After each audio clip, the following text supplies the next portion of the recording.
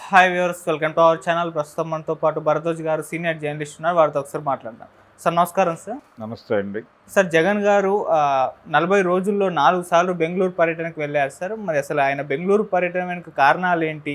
ఇక్కడ ఉండి active politics చేయొచ్చు కదా, తన పార్టీని కాపాడుకోవచ్చు కదా. ఈ నేపథ్యంలో అసలు ఏపీలో ఉండకుండా బెంగళూరులో వెళ్ళి తలదాచుకోవడం ఏంటి అని చెప్పేసి వాళ్ళ క్యాడర్లో కూడా కాస్త అసంతృప్తి అయితే వ్యక్తం అవుతుంది సార్. మరి మీరేం చెప్తారు? ఆయన బెంగళూరు టూర్ వెనుకున్న కారణం ఏంటి? అంటే బెంగళూరు ఎందుకు వెళ్తున్నాడు అనే దాని మీద ఆల్రెడీ డిస్కషన్ మొదలైపోయింది. ఈరోజు ఆయన బెంగళూరు వెళ్ళారు మరొకసారి. అయితే ఆయన బెంగళూరు జగన్మోహన్ రెడ్డి అనే స్టోరీ ఇప్పటిది కాదు. అది జగన్మోహన్ రెడ్డి గారు తన వ్యాపార కార్యక్రమాలు ప్రారంభించిందే బెంగళూరులో. ఆయన పవర్ ప్రాజెక్ట్ ఒకటి చేశాడు ఆ రోజుల్లో. దానికి వైఎస్ రాజశేఖర రెడ్డి గారు షూరిటీ సంతకం పెట్టాడు. ఆయన షూరిటీ సంతకం పెట్టడం మీద అసెంబ్లీలో తెలుగుదేశం పార్టీ చాలా పెద్ద ఎత్తున గొడవ చేసింది ఆ రోజుల్లో. దానికి నా కొడుక్కి నేను సంతకం పెడితే తప్పేంటి అని ఆయన అడ్డంగా బుల్డోజ్ చేసుకుంటూ గొడవకి దిగాడు. అప్పటి నుంచి జగను బెంగళూరు అనే స్టోరీ వింటున్నాం మనం. సో ఆయన అక్కడ ఒక ప్యాలెస్ కట్టుకున్నారు ఎయిర్పోర్ట్ దగ్గరలోనే. ఆ ప్యాలెస్కి సంబంధించినటువంటి రిపేర్లు చేయించుకుంటున్నాడు ఆయన. ఇంకా ఆయన పర్మనెంట్గా అక్కడే ఉంటాడు, ఆ ప్యాలెస్కే పరిమితం అవుతాడు. ఇక్కడ ఉన్నటువంటి అమరావతి దగ్గర ఆయనకు ఒకటి ఉంది కదా ప్యాలెస్, తాడేపల్లి ప్యాలెస్ అంటున్నారు కదా దీన్ని. ఈ తాడేపల్లి ప్యాలెస్ నుంచి అక్కడికి షిఫ్ట్ అయిపోతున్నాడు. కారణం ఇక్కడ క్యాడర్ తీవ్రమైనటువంటి అసంతృప్తితో ఉందని, అలాగే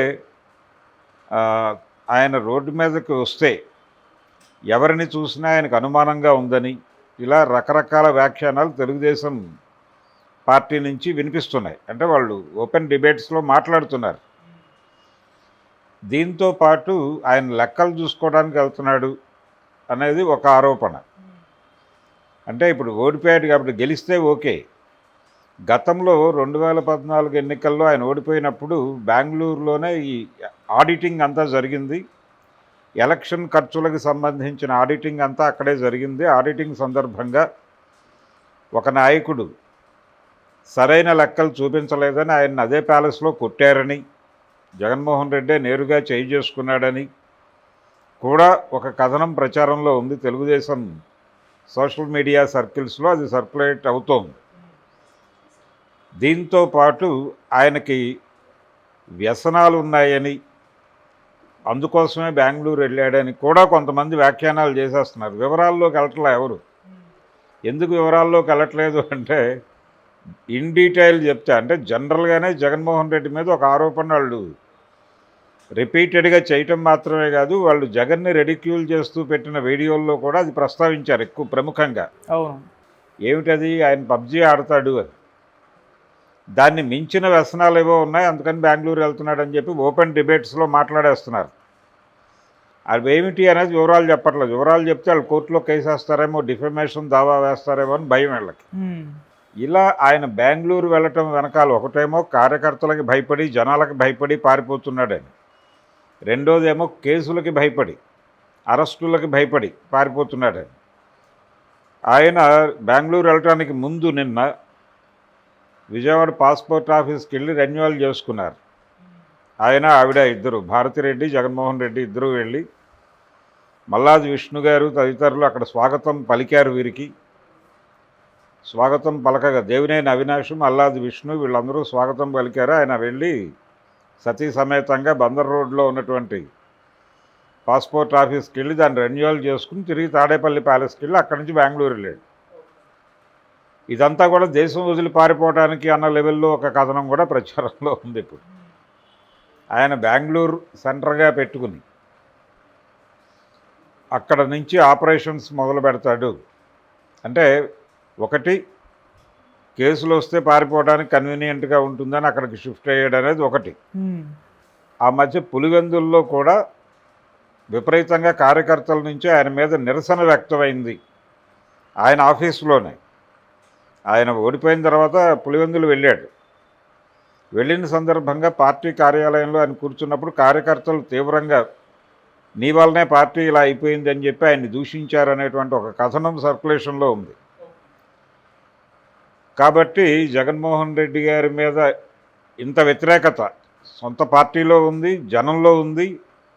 ఎవరిని కదిలించినా నీదే తప్పు అని రిపీటెడ్గా చెప్తున్నారు. కాబట్టి దాన్ని తట్టుకోలేక వెళ్ళిపోతున్నాడు అనేది ఒకటి. రెండోది, ఇక్కడ ప్రధాన ప్రతిపక్ష హోదా దక్కితే కొన్ని ప్రోటోకాల్స్ ఉండేవి, అది వచ్చే పరిస్థితి కనిపించడం లేదు. కాబట్టి ఆయన ఇంక అసెంబ్లీకి వస్తాడో రాడో. నిజానికి అసెంబ్లీకి రావడానికి మొదటి నుంచి మాట్లాడుతున్నారు వీళ్ళు. మధ్యలో ఆయన 2-3 సార్లు అసెంబ్లీలో కనిపించి మెరిశాడు. రఘురామకృష్ణరాజు గారు అడిగాడు, అసెంబ్లీకి వస్తే బాగుంటుంది కదా అని. ఎందుకు రాను, వస్తానని చెప్పానని జగన్మోహన్ రెడ్డి గారు చెప్పారని ఆయనే చెప్పాడు. ఇదొక స్టోరీ. ఇలా రకరకాల వ్యాఖ్యానాలు ఆయన బెంగళూరు వెళ్ళటం వెనకాల కేసులకి భయపడి పారిపోతున్నాడని, ఆయన ప్రోటోకాల్స్ ఏమీ లేవు, నెమ్మదిగా ఆయన్ని, అంటే హోమ్ మినిస్టర్ గారు చాలా కేటగారికల్గా ఓ మాట పిలుస్తోంది ఆయన. పులివెందుల ఎమ్మెల్యే గారు అని సంబోధిస్తోంది ఆవిడ. మాజీ ముఖ్యమంత్రి అంటల్లా, ప్రధాన ప్రతిపక్ష నేత అని కూడా అంటల్లా. ఓకే. సో ఈ రకమైనటువంటి అవమానాలన్నీ ఎదుర్కోవాలి. ఎందుకు వచ్చిన గొడవ, వెళ్ళిపోయి భవిష్యత్తు ఏమిటి అనేది అక్కడి నుంచి వ్యూహరచన చేయాలనేది ఒక కార్యక్రమం, లెక్కలు చూసుకోవాలనేది ఒక కార్యక్రమం, వ్యసనాలు ఉన్నాయని ఒక కార్యక్రమం. ఇలా 100 వ్యాఖ్యానాలు. అంటే జగన్మోహన్ రెడ్డి బెంగళూరు అనే టాపిక్ మీద మీరు గనక గూగుల్లోకి వెడితే ఇలాంటివి 100 కనిపిస్తాయి రీజన్స్. నిజానికి ఆయన వ్యాపారం ప్రారంభించింది అక్కడి నుంచి. ఆయనకి అక్కడ లింక్స్ ఉన్నాయి, వ్యాపారాలు ఉన్నాయి, అవి సెటరైట్ చేసుకోవడానికి కావచ్చు. ఇతర వ్యవహారాలు అంటే ఆయన పార్టీ వ్యవహారాలు, పర్సనల్ వ్యవహారాలు. ఇప్పుడు పార్టీకి సంబంధించిన నిర్మాణం లేదు ఇక్కడ అనేటువంటి ఒక విమర్శ ఉంది. నిర్మాణం లేదు అంటున్నారు, కానీ నిజానికి జిల్లా పార్టీలు ఉన్నాయి, జిల్లా పార్టీ కార్యాలయాలు ఉన్నాయి. ఆల్రెడీ అందరూ ఆ యాక్టివిటీలో ఉన్నారు, ప్రతి ఒక్కరూ. ఇప్పుడు విడుదల రజనీ గారు కూడా యాక్టివిటీలోకి వచ్చింది. ఆవిడ మొన్న బయటకు వచ్చి నెమ్మదిగా ప్రజలతో కలుస్తున్నారు. దీంతో పాటు చాలా స్పష్టంగా ఒక విషయం చెప్పాలి ఇక్కడ. అంటే జగన్మోహన్ రెడ్డిని ప్రజలు నిజంగానే తిరస్కరించారా, వీళ్ళు చెప్తున్నట్టుగా తిరస్కరించారా అంటే తిరస్కరించినట్టుగా కనిపించటం లేదు పరిస్థితి. తిరస్కరించినట్టుగా ఎందుకు కనిపించటం లేదు అంటే ఆయనకి 40% ఓటు బ్యాంక్ సెక్యూర్ అయి ఉండటం ఒకటే కాదు, దాంతోపాటు ఈ ఈవీఎం ట్యాంపరింగు తదితర వ్యవహారాల్లో కూడా కొంత అథెంటిక్ సమాచారాలే వస్తున్నాయి. అంటే మేనేజ్మెంట్ జరిగింది, మిషన్ మేనేజ్మెంట్ జరిగింది, కొంత యాంత్రిక విజయం కూడా తోడ్పడింది దీనిలో. భారతీయ జనతా పార్టీ వ్యూహరచనలో భాగంగా ఒరిస్సాలోనూ అలాగే ఆంధ్రప్రదేశ్లోనూ ఒక ప్రయోగం చేశారు వాళ్ళు, అది వర్కౌట్ అయింది అనే దానికి సంబంధించి అధికారికంగానే చాలా సమాచారం బయటకు వచ్చింది. ఓకే. వీటన్నిటినీ బేరీజు వేసి చూస్తే, రెండోది వాళ్ళు ఓడిపోయింది కూడా చాలా చోట్ల 30,000 లాగా ఓడిపోయారు. కాబట్టి జగన్మోహన్ రెడ్డిని పూర్తిగా ప్రజలంటే భయపడి పారిపోయేంత వ్యతిరేకత ప్రజల్లో ఉంది అని అనుకోవడానికి ఆస్కారం లేదు. వీళ్ళంటే విపరీతమైన ప్రేమ ఉంది అనుకోవడానికి ఆస్కారం లేదు. ఓకే. ఒకటి, ఆయన జనాలనే కాదు వ్యవస్థల్ని బైపాస్ చేశాడు. ఆయన తాలూకా లోపాలు కొన్ని ఉన్నాయి, ఆ లోపాలను అంగీకరించడానికి ఆయన సిద్ధంగా లేడు, అదొక వేరే గొడవ. రెండోది, రిపీటెడ్గా ఆయన చెల్లెలు ఇప్పుడు గతంలో ఇప్పుడు చెల్లెలు మాత్రమే దాడి చేస్తోంది. ఒక చెల్లెలు షర్మిల. సునీతారెడ్డి గారు ఏమైపోయారో తెలియదు. ఎన్నికల తర్వాత ఆవిడ కనిపించడం మానేశారు ప్రపంచానికి.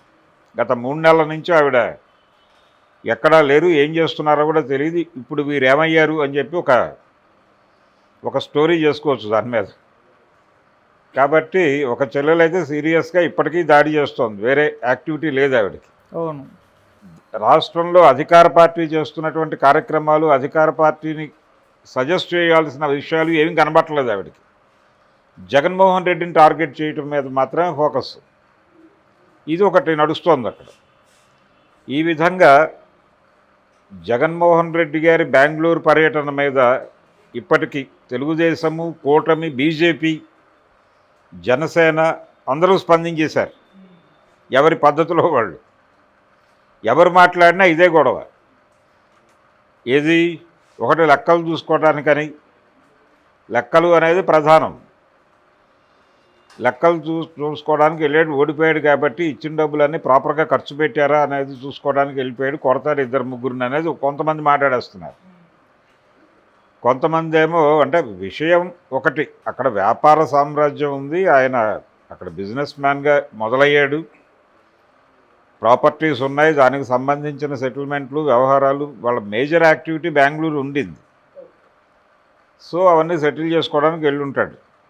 వెళ్ళితే అంటే ఏదైనా ఈవెంట్ ఉంటే వచ్చేస్తాడు కదా వెంటనే, 2 నిమిషాల పని వాళ్ళకి. ఇక్కడ ఏదన్నా హ్యాపెనింగ్ ఉంటే, లేదు అసెంబ్లీలో తను మాట్లాడాల్సిన సందర్భం ఉంటే బెంగళూరు నుంచి అమరావతి రావడం పెద్ద ప్రాబ్లం ఏం కాదు కదా జగన్మోహన్ రెడ్డి స్థాయి మనిషికి.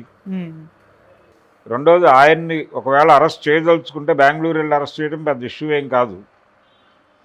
ఇక్కడ అక్కడైతే ఆయన పారిపోవడానికి అంటే ఈ పాస్పోర్టు రెన్యువల్ చేసుకోవటాన్ని, ఈ బెంగళూరు వెళ్ళటాన్ని కలిపి ఒక స్టోరీ కల్పిస్తున్నారు. అక్కడ నుంచి ఏదో ఆయన వేరే పేరుతో వెళ్ళిపోతాడు అన్న లెవెల్లో. అంటే టోటల్గా ఒక క్రైమ్ని ఎస్టాబ్లిష్ చేయడానికి తాపత్రయపడుతున్నారు విచక్షణారహితంగా. ఆయన బెంగళూరు ఎవరైనా వెళ్తారు. ఇప్పుడు ఇంకొక దాడి ఉంది, ఇంకొక ఆరోపణ ఉంది. జగన్మోహన్ రెడ్డి అధికారంలో ఉండగా చంద్రబాబు మీద ఆయన ఒక ఆరోపణ చేసేవాడు తరచు. అదేమిటంటే, నేను ఇక్కడ ఇల్లు కట్టుకుని ఉంటున్నాను రాజధాని పరివాహక ప్రాంతంలో, చంద్రబాబు నాయుడు ఇక్కడ అద్దెంట్లో ఉన్నాడు. లింగమనేని వారి గెస్ట్ హౌస్లో కదా చంద్రబాబు నాయుడు ఉంది. మధ్యలో ఆయన హైదరాబాద్ వెళ్ళిపోతాడు. అంటే చంద్రబాబు నాయుడుకి సంబంధించినటువంటి ప్రధానమైన వ్యాపార లావాదేవీలన్నీ ఇక్కడే ఉన్నాయి, హైదరాబాద్లో ఉన్నాయి. హెరిటేజ్ అనేటువంటి సంస్థకు సంబంధించిన కేంద్ర కార్యాలయం కూడా జూబ్లీ చెక్ పోస్ట్ దగ్గర ఉంది. Okay, Hyderabad Jubilee check post దగ్గర ఉంది. అమరావతిలో కట్టుకోవాలి ఆయన. అమరావతిలో కార్యాలయాలు పెట్టాలి, అది పెట్టాలి, ఇది పెట్టాలంటూ నీ కార్యాలయం తీసుకొచ్చి జూబ్లీ హిల్స్ చెక్ పోస్ట్ దగ్గర పెట్టడం ఏంటి? అక్కడ కదా పెట్టుకోవాలి అమరావతిలో. కానీ ఇక్కడే కట్టుకున్నారు వాళ్ళు. ఇక్కడ ఇలా ఆయన వ్యాపారం ఇక్కడ ఉంది, ఆయన వ్యాపార కార్యాలయం ఇక్కడ ఉంది, కార్యక్రమం ఇక్కడ ఉంది. ఆయన తరచూ హైదరాబాద్ వచ్చి వెళ్ళేవాడు. దీని మీద జగన్మోహన్ రెడ్డి మాట్లాడేవాడు, అసెంబ్లీలో మాట్లాడేవాడు, బయట మాట్లాడేవాడు. అప్పుడు ఎలాగైతే ఆయన మాట్లాడేవాడో ఇప్పుడు జగన్ ఎందుకు బెంగళూరు వెళ్తున్నాడు, అప్పుడు చంద్రబాబు ఎందుకు హైదరాబాద్ వెళ్తున్నాడు అనేది ఇష్యూ. ఇప్పుడు చంద్రబాబు ఎందుకు హైదరాబాద్ వెళ్తున్నాడు అనేది అప్పుడు ఇష్యూ అయితే, ఇప్పుడు జగన్మోహన్ రెడ్డి ఎందుకు బెంగళూరు వెళ్తున్నాడు అనేది ఇష్యూ. దీన్ని కూడా నువ్వు అప్పుడు ఎందుకు చంద్రబాబుని పదే పదే విమర్శించావు, ఇప్పుడు నువ్వు చేస్తోంది ఏమిటి అని కొంతమంది తెలుగుదేశం నాయకులు మాట్లాడుతున్నారు. కాబట్టి ఆయన బెంగళూరు వెళ్ళటం అనేది పెద్ద వింతైన విచిత్రమైన విషయం కాదు, అది ఇక్కడే ఉంది. అంతా కలిపి ఆయన బెంగళూరులో బయలుదేరితే గంటలో అక్కడ అసెంబ్లీలో కానీ ఇంకెక్కడైనా కానీ ఉండగలడు. ఇది పారిపోవడానికి, రకరకాల వ్యాఖ్యానాలు చేసుకోవడానికి ఒక అవకాశం కల్పిస్తున్నాడు అంతే ఆయన. సో ఆ మేరకు ఎవరి ఆనందం, ఎవరి తృప్తి వారు పొందేయచ్చు. దానికి అవకాశం కల్పించినందుకు ఏదో టైంలో జగన్మోహన్ రెడ్డికి థ్యాంక్స్ చెప్పుకోవాలి. జగన్మోహన్ రెడ్డి నుంచి ఇతరత్రా జరిగిన లోపాలు, ఇతరత్రా జరిగిన తప్పులు ఏవైనా ఉంటే దాని మీద మాట్లాడుకోవచ్చు. బెంగళూరు ఎందుకు వెళ్ళాడు, లేకపోతే ఆయన వ్యసనాలు, ఇవన్నీ ఇష్యూసా? దీని మీద చాలా ఓపెన్గా శాటిలైట్ ఛానల్స్లోనే కూర్చుని మాట్లాడేస్తున్నారు వ్యసనాలు ఉన్నాయి ఆయనకి. ఎలా అర్థం చేసుకోవాలి వీళ్ళ పరిస్థితిని? అంత చిరాకు ఎందుకు వస్తుంది వీళ్ళకి అంటే, ఆయన ఉనికిని భరించలేని పరిస్థితి ఏదో ఉంది. ఓకే, ఆయన ఉనికిని భరించలేక, అంటే ఆ పార్టీ కాంగ్రెస్లో మెర్జ్ అయిపోయినా పర్వాలేదు, వీళ్ళకి మెర్జ్ అయిపోయి ఆయన విలీనం అయిపోయినా పర్వాలేదు, ఆనందమే. ఒక స్పెషల్ ఎంటిటీగా ఉండటం వలన వాళ్ళకి రకరకాల భయాలు ఉన్నాయి. ఒకటి, భారతీయ జనతా పార్టీ వాంటెడ్గానే వైసీపీని లైవ్లో ఉంచాలని ట్రై చేస్తోంది. ఒకటి లోకల్గా కాంగ్రెస్ పార్టీ లేవకుండా చేయటానికి, రెండోది చంద్రబాబు నాయుడు నోరెత్తకుండా చేయటానికి. ఈ 2 పనులు చేయటానికి జగన్మోహన్ రెడ్డిని లైవ్లో వాంటెడ్గా బీజేపీ ఉంచుతోంది అనే అభిప్రాయం తెలుగుదేశంలో ఉంది.